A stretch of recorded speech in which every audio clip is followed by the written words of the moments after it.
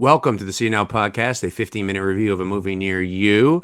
We have a pod that's coming up that's reviewing a fantastic holiday classic, supposedly fantastic.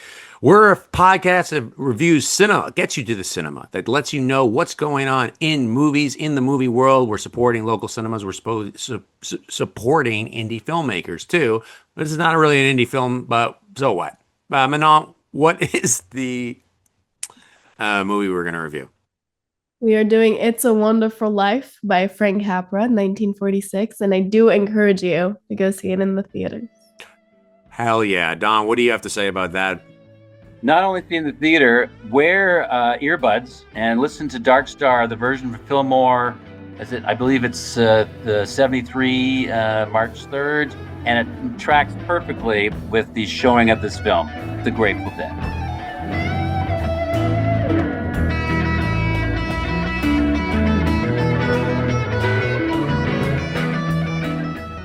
Our podcast is going to be about It's a Wonderful Life today. And what we're going to do is we're going to first give a synopsis of the film. We're going to talk about what's good, what's bad about the film. And then we're going to review the film and encourage you to go to the movie theater, no matter if we think it's good or bad, because we think we should support cinemas.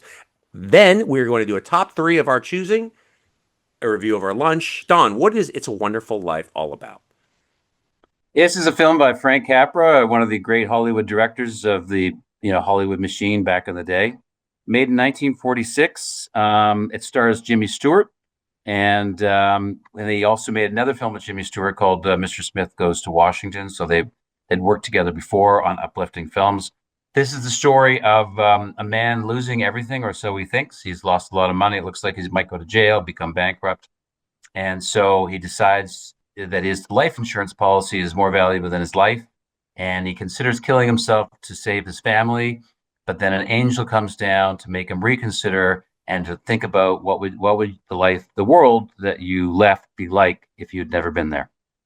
Manon, what were some of the positives that you saw during your screening of It's a Wonderful Life? Well, I think that the main character was actually pretty relatable. And watching the movie, you really you do like ask yourself, oh, like what would have happened if I wasn't born? And did I make an impact on people that way?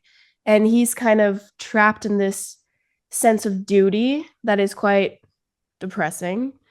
And it also like shines a light on how sometimes you lose sight of what's really important. Hollywood was an absolute, they just made so many gorgeous films, basically 30s and 40s and into the 50s a little bit too. And they were a machine. So some of these things are a little bit, cookie cutter, but some are not. And so here at this era, we do not have what we call an auteur that runs and rules exactly the vision, like Paul Thomas Anderson and Martin Scorsese. So Capra, he was controlled by the executives, but he was a master craftsman and he knew how to tell a story. It's a very simple story, and it's got a Christmassy aspect to it because he realizes the importance of his life on Christmas. But the cinematography is absolutely gorgeous. There's so many shots. The first time that we see Mary, who's played by Donna Reed, it's this beautiful framed, soft focus, and she just looks absolutely lovely. There's a shot when Jimmy Stewart realizes that he's now seeing his life and he no longer exists, and he runs up to the camera, and his face is half in light, half in darkness, and he's just staring at us in that bewilderment. And there's a great shot when he's talking with his dad, and his dad's talking about how he's always been trapped in the life and never could leave town. And there's this really tight two shot of them trapped together. There's so many simple aspects to it, and they're not trying to do anything fancy. They're just telling a story. And that's one main thing I love about it, is how well it's told. The other thing is that the context of this film, especially today's world, it's all about if you take care of somebody else, we're going to take care of each other as a community. So I researched it a little bit. It won an award for technical achievement because, for example, so in Hollywood before they used to do snow with like painted cornflakes or something like that. And with this movie, they used a new kind of fake snow with extinguisher foam and soap, water, and sugar. And it was yeah, very, very cool because it didn't make as much noise anymore, and it was very interesting. And also cinematography wise, it's one of the early uses of like this deep focus. All right, I just have to say, I think the pacing is just a mess with this one. I had a real hard time with it. I mean, look, I'm talking about it from an audience member from 2025, which I get that it's almost like 100 years ago. We watched this thing, or it was like 200 years ago. But I would say that the movie is very poorly paced. I feel like the opening stuff was with the childhood stuff was kind of slow motion. It just didn't get into it. I hear what you're saying. So the backstory is actually 2/3 of the film. We don't actually start the film. I'm saying like you In could start reviewing this it, film. start the film like 45 minutes in, you get to like cut 45 minutes. I think it might be a stronger film.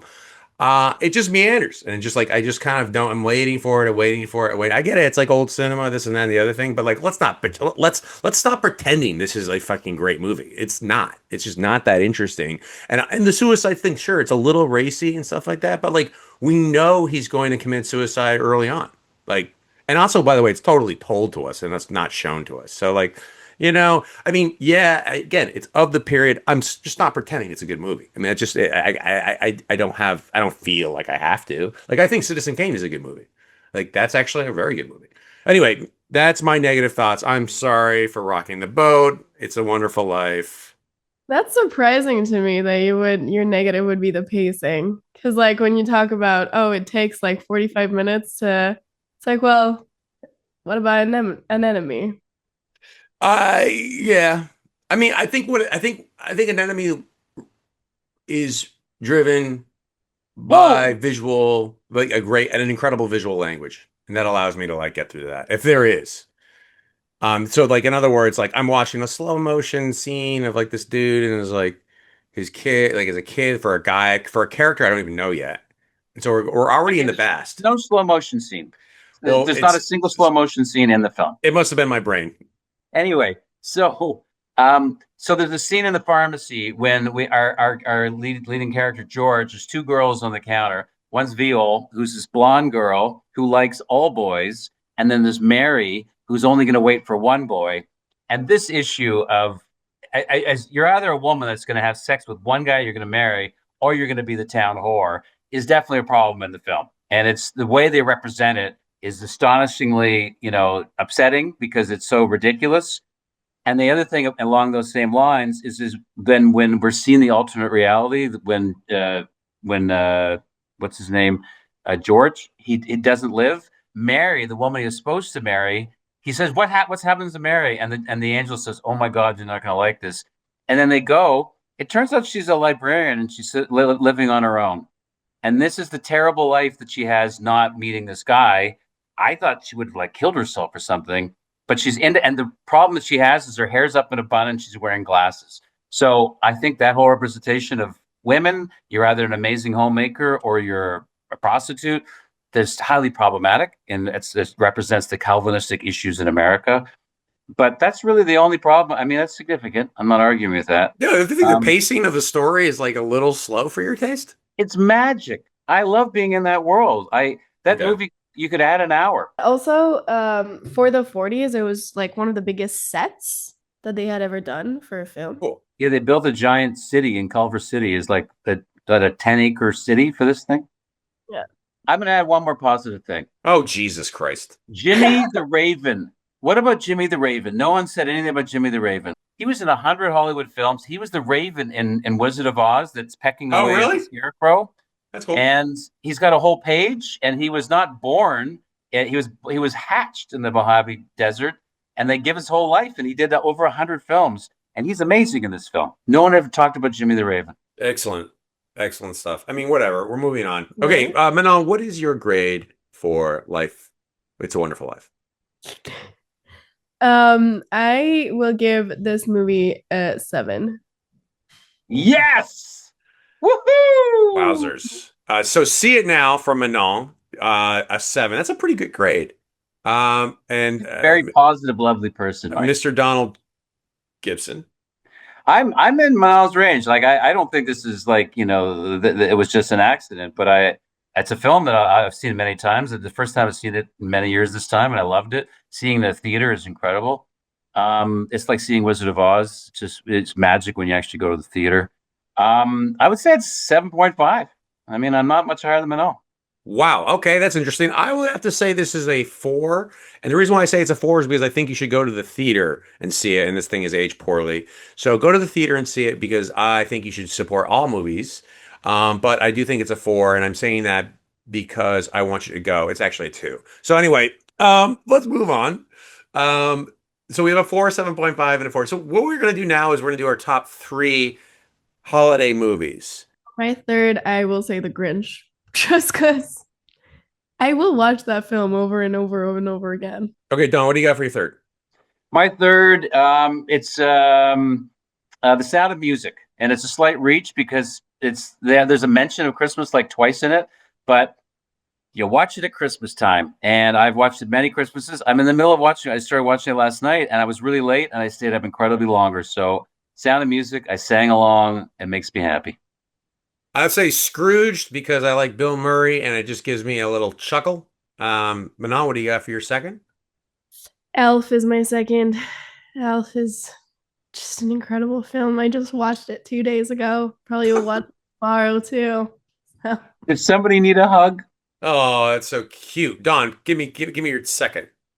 Well, I'm going to go with no. I'm okay. Planes, Trains, and Automobiles. It's not Christmas. It's Thanksgiving. Amazing comedy. John Candy. Delight. Okay, cool. I got Elf. My first one is the original Little Woman. Why? I will just say Winona Ryder. I can't stand that woman. Don, give me number 1, buddy.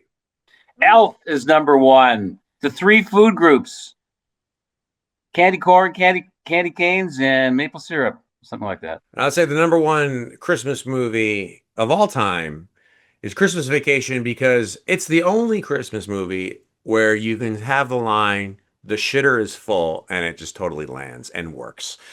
Guys, we need to review our lunches or our snacks or our dinner for the meal that you had while watching It's a Wonderful Life. Well, I watched the film in the morning, so I just had your simple Italian breakfast, coffee and a cigarette.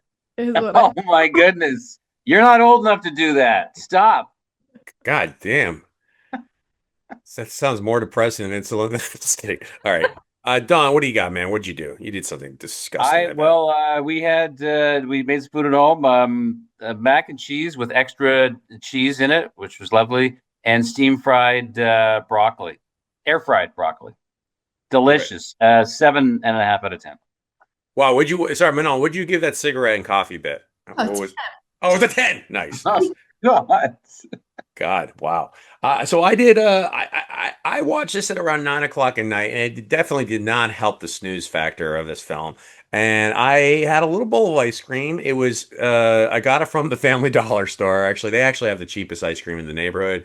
It was a Snickers flavored, and it was pretty good. It was only about I would say it's a 6. Honestly, I'm getting like ice cream hungover these days, so I ended up throwing away the ice cream later and realized that I got to stake the low-fat yogurt. It's such a better snack for you health-wise.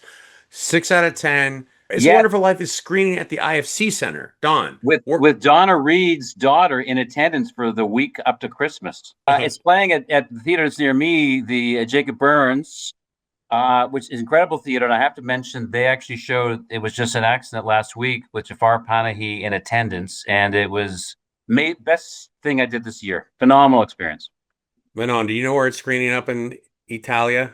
It's not screening anywhere, sadly, in Rome. Okay. What's a great theater in Rome, though, that it might screen at? Well, I've got 3 little favorites. One of them is called Giulio Cesare. It shows all the new films, and it's Cesare. Yes, Cesare. And then you've got in Trastevere. It's a really little theater in a very nice area of Trastevere. And then my favorite, it's Cinema Troisi. Cinema Troisi.